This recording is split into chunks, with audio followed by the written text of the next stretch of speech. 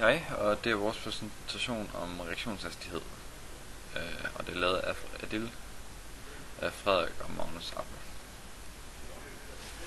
Formålet med øvelsen det er at udføre en undersøgelse af, hvordan en kemisk reaktions hastighed afhænger af temperaturen og koncentrationen af reaktanter. Og det er så taget direkte fra øvelsesvejledning. Teori. Når der tilsættes syre til en opløsning, som indeholder thiosulfationer, vil det dannes frit svovl.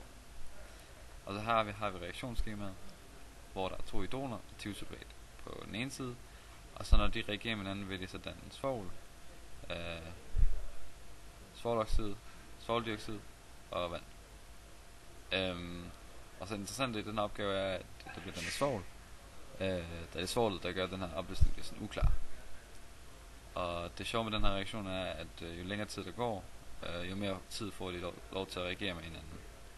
Det vil sige, jo længere tid der går, jo mere svovl bliver dannet. Så har vi den her ligning her, hvor V er hastigheden, og K, som kaldes den her hastighedskonstant, og som er varierende alt efter temperaturen.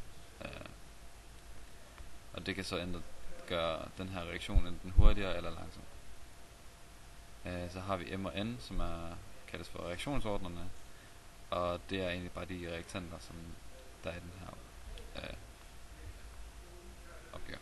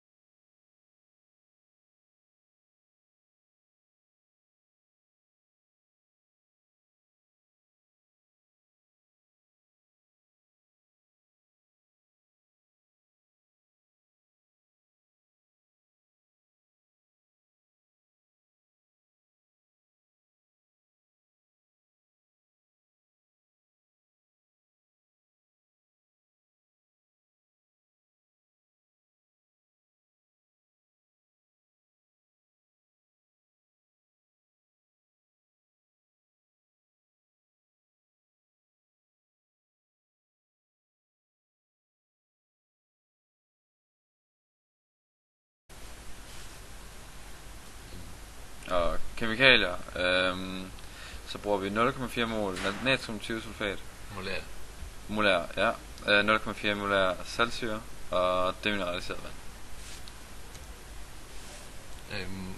Til udførelsen så starter man med at tage et papir og så lave en mørk plet, og så derefter så tilsætter man vand og saltsyre i et bæreglas nummer 1, og den mængde man hælder op i, den kan man så se i et skema man har fået ved siden af.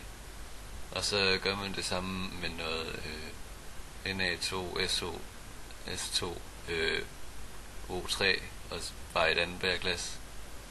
Og så blander man de to bæreglas sammen, og så starter et stopur samtidig med at bæreglassene blandes. Og så måler man tiden til at blandingen den er blevet så uklar, at pletten ikke kan ses igennem længere. Og så måler man temperaturen og noterer sine resultater. Yes, resultater.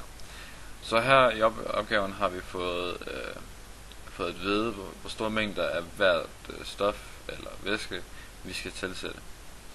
Og så efter det skulle vi måle tiden, og så skulle vi måle temperaturen på vores blanding.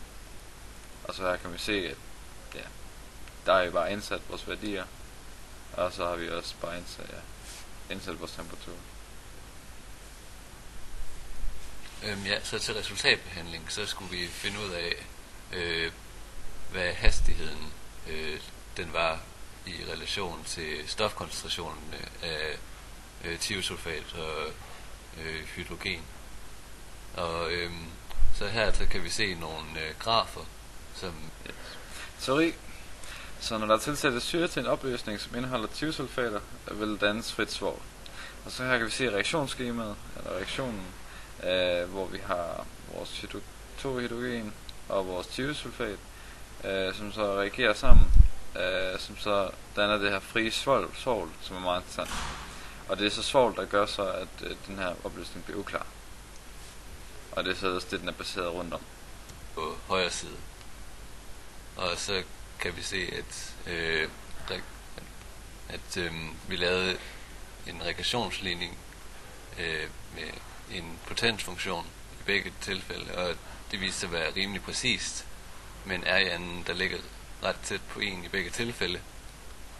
Og så fandt vi frem til den formel, der står nedenunder.